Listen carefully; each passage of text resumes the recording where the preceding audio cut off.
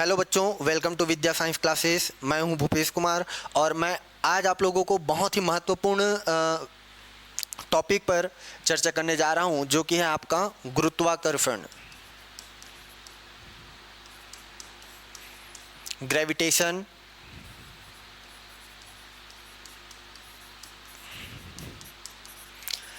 आखिर ये गुरुत्वाकर्षण क्या होता है, इसके बारे में थोड़ा डिटेल से समझते हैं। आप लोगों को मालूम होगा कि सन 1665 में न्यूटन द्वारा, किसके द्वारा? न्यूटन द्वारा एक सिद्धांत प्रतिपादित किया गया था जिसको कहा जाता है गुरुत्वाकर्षण का नियम। इसके हिसाब से क्या होता है, न्यूटन जी ने बताया था कि ब्रह्मांड में जितना भी पिंड है, चाहे वो छोटे पिंड हो, बड़े पिंड हो, चाहे कोई भी वस्तु हो, वे सभी पिंड आपस में एक दूसरे को आकर्षित करते हैं या तो फिर प्रतिकर्षित करते हैं।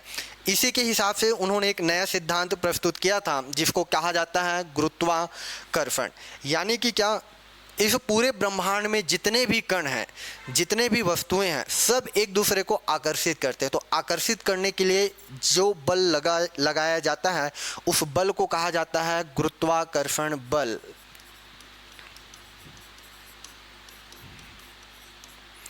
क्या कहते हैं? गुरुत्वाकर्षण बल कहते हैं। यानी कि इसी को गुरुत्व बल भी कहा जाता है। इस चीज को आप याद रखेंगे।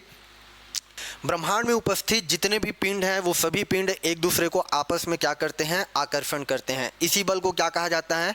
आकर्षण बल कहते हैं। आकर्षण बल को ही एक और नाम दिया गया है जिसको बोला जाता है आपका गुरुत्वाकर्षण बल। न्यूटन ने एक सिद्धांत दिया था। उन्होंने बोला था कि मान के चलिए ये दो पिंड है, एक पिंड ये है और दूसरा पिंड ये है।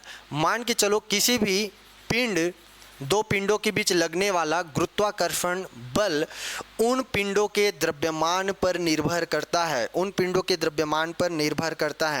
मान के चलते हैं इस पिंड का द्रव्यमान है m1, इस पिंड का द्रव्यमान है आपका m2। तो दोनों पिंडों के मध्य लगने वाला आकर्षण बल अर्थात क्या? फोर्स। न्यूटन बोलता है कि किन्हीं भी दो पिंडों के मध्य लगने वाला आकर्षण बल उन दोनों पिंडों के द्रव्यमान के गुणनफल के समानुपाती होता है। यानी कि क्या? दोनों पिंडों के मध्य लगने वाला बल उन दोनों पिंडों के द्रव्यमान अर्थात m1 गुणित m2, दोनों पिंडों के द्रव्यमान के गुणनफल के समानुपाती होता है तथा उनके बीच की दूरी क्या? r के वर्ग के व्युत्क्रमानुपाती होता है। ये है आपका गुरुत्वाकर्षण बल का नियम जिसको न्यूटन ने दिया था। क्या बोला था कि कोई भी दो पिंड आपस में या तो आकर्षण होगा या तो प्रतिकर्षण होगा। तो उन्होंने बोला कि दो पिंडों के द्रव्यमानों के गुणनफल के समानुपाती होता है उन दोनों पिंडों के मध्य लगने वाला बल तथा उन दोनों पिंडों की बीच की दूरी के वर्ग के व्युत्क्रमानुपाती होता है, अर्थात F is directly proportional to m1 into m2 upon r का स्क्वायर। इतना आप याद रखेंगे। दूसरी बात ये देखते हैं कि यहाँ पास अगर मैं समानुपाती का चिन्ह हटाता हूँ तो ये हो जाएगा F is equal to v m1 dot m2 upon r का स्क्वायर, जहाँ g एक गुरुत्वीय नियतांक या स्थिरांक है। बहुत सारे बच्चों को समझ नहीं आता कि सर ये नियतांक क्या होता है, स्थिरांक क्या होता है, हमको तो समझ ही नहीं आता। तो ध्यान दीजिएगा, मैं आपको यहाँ पास क्लियर कर दूं। एक होता है बेटा आपका स्थिरांक, और दूसरा होता है नियतांक। दोनों को समझना है तो दोनों का संधि विच्छेद कर दो। स्थिरांक अर्थात होता है स्थिर प्लस अंक, वहीं अगर हम नियतांक की बात करते हैं तो ये हो जाएगा नियत प्लस अंक। इसका मतलब क्या है? एक स्थिर अंक होता है जो कभी भी चेंज नहीं होता है, परिवर्तन नहीं होता है। वो अंक जो होता है नियत होता है, दोनों का मतलब एक ही होता है आपका, स्थिरांक बोलो चाहे नियतांक। यानी कि क्या ये है कि मान के चलिए ये एक पृथ्वी है, ये पृथ्वी है और ये क्या लगा रहा होगा, बल लगा रहा होगा, फोर्स लगा रहा होगा। तो वस्तु कोई भी हो, चाहे वो इंसान हो, गाड़ी हो, चाहे कोई भी हो, उस पर जो एक बल लगेगा, उस बल का जो वैल्यू होगा, उस बल का जो मान होगा, गुरुत्वीय नियतांक होगा, यानी कि उसका एग्जैक्ट मान होगा। अगर वो वस्तु के लिए बल लगा रहा है तो भी उसका मान एक ही होगा, आप लोगों को मालूम है। इसी प्रकार हम नेक्स्ट चलते हैं।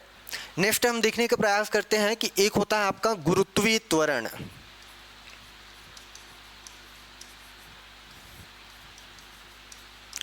गुरुत्वीय त्वरण, ये गुरुत्वीय त्वरण किसे कहते हैं तो याद रखिए, किसी भी वस्तु पर, किसी भी पिंड पर गुरुत्वीय बल द्वारा लगाया गया त्वरण गुरुत्वीय त्वरण कहलाता है। या दूसरा ये बोल सकते हो, गुरुत्वीय बल के कारण किसी भी पिंड के वेग में हुए परिवर्तन की दर को गुरुत्वीय त्वरण कहते हैं। यानी कि क्या, यानी कि इसको इस प्रकार से समझ सकते हो कि मान के चलिए ये आपका पृथ्वी है, ये आपका पृथ्वी है और किसी बॉल को आप ऊपर फेंकते हो और ऊपर फेंकने के बाद ये बॉल जब नीचे पृथ्वी की ओर आती है तो होता कुछ यूं है कि पृथ्वी द्वारा इस बॉल पर एक आकर्षण बल लगाया जाता है, गुरुत्वीय बल लगाया जाता है। गुरुत्वीय बल लगाने के कारण जब ये बॉल पृथ्वी की ओर नीचे आती है तो इसके वेग में लगातार परिवर्तन होते रहता है।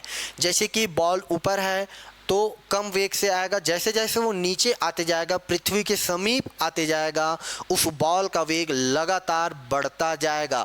यही बॉल के वेग में परिवर्तन, जो गति में जो परिवर्तन हो रहा है, इसी परिवर्तन को आपका कहा जाता है गुरुत्वीय त्वरण। अर्थात क्या, गुरुत्वाकर्षण बल के कारण या गुरुत्वीय बल के कारण किसी भी वस्तु में या किसी भी पिंड में उसकी गति में होने वाले परिवर्तन को, उसके दर को गुरुत्वीय त्वरण कहा जाता है और इसे जी से प्रदर्शित करते हैं। जी से प्रदर्शित करते हैं, इसको आप याद रखेंगे। गुरुत्वीय त्वरण को किससे रिप्रेजेंट किया जाता है, ये आपका जी से। तो जी बराबर क्या होता है, जी बराबर होता है F/m। चूँकि आपको मालूम है F इज इक्वल टू क्या होता है, F इज इक्वल टू होता है G/m r का स्क्वायर। ऐप की जगह मान पुटअप करेंगे, ये क्या हो जाएगा, ये हो जाएगा आपका G/m